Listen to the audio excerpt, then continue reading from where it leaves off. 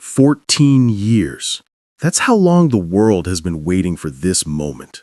14 years of half-truths, prototype sightings, leaked photos of test articles with mismatched Russian engines, and endless Western analysts saying the same line.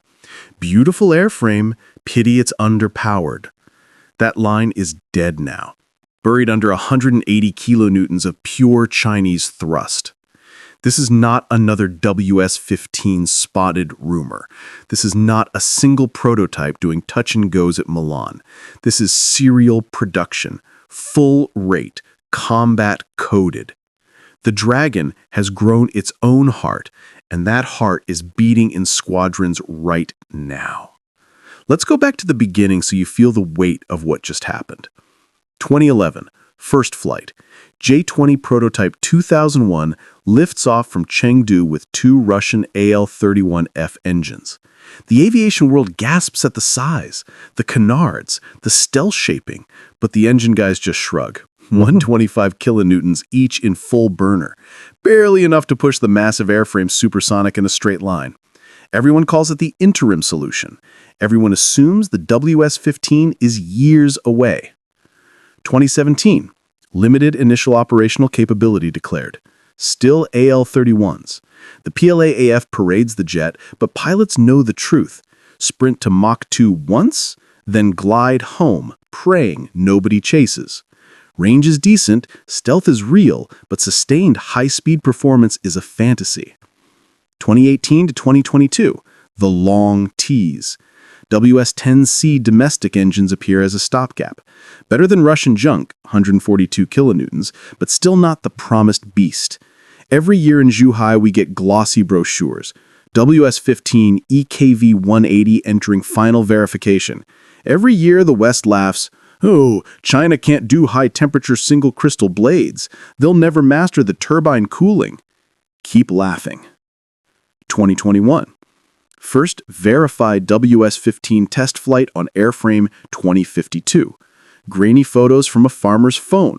Blue exhaust instead of orange. Vectoring nozzles moving. The laughter starts to sound nervous. 2023. 3 more test articles. CCTV accidentally shows one doing an unrestricted climb that leaves even Chinese commentators speechless. The Pentagon's annual report adds a new sentence.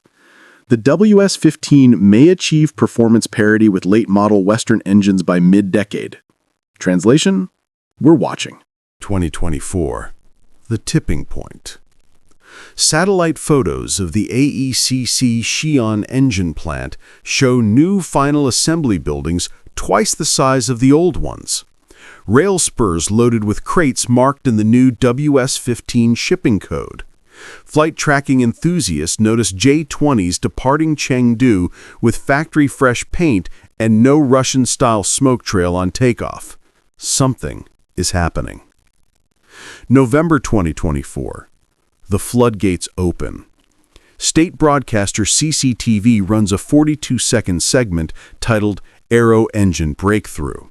They show exactly 1 second of a WS-15 on a test stand at full military power, no afterburner, and the thrust gauge needle buried past 132 kilonewtons.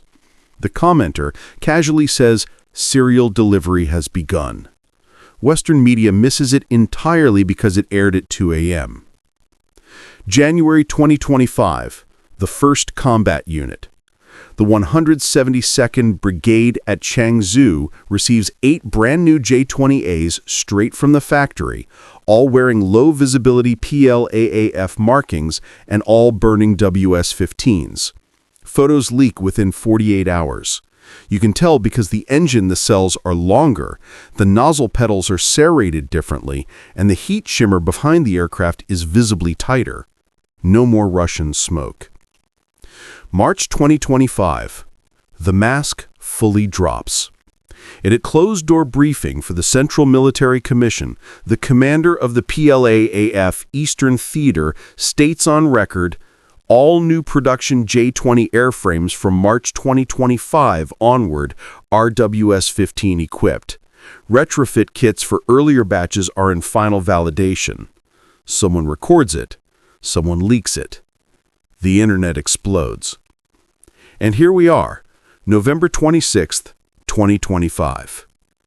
The transformation is complete.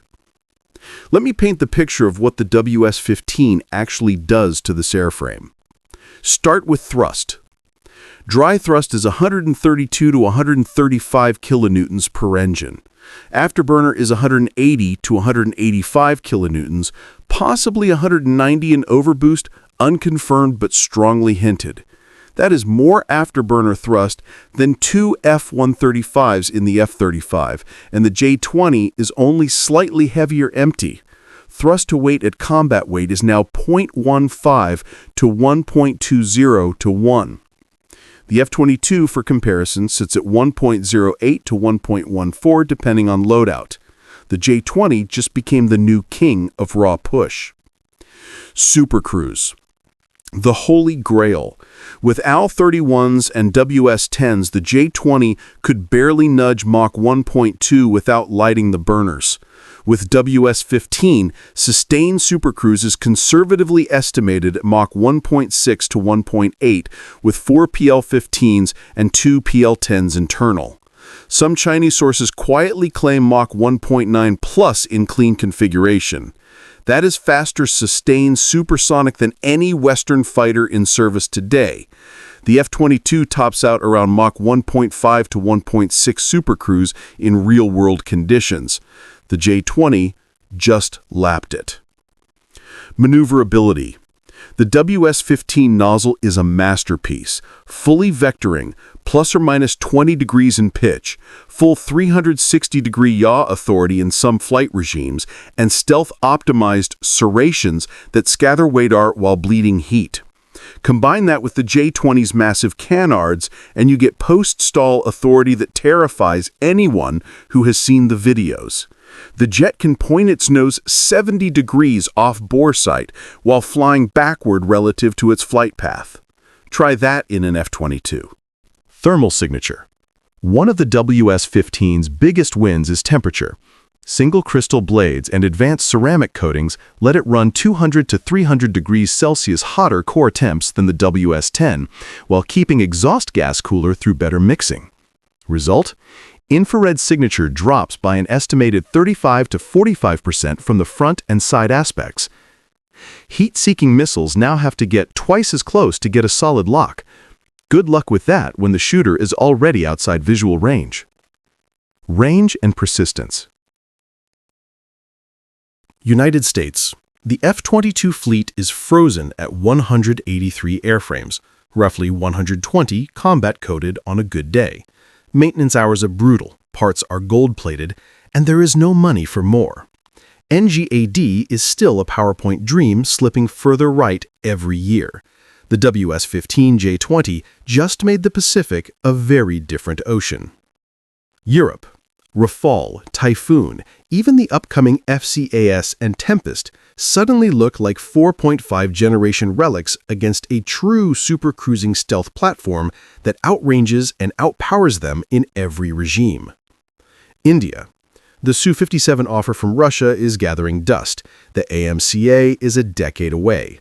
The IAF is staring at a capability gap measured in hundreds of kilometers and entire Mach numbers.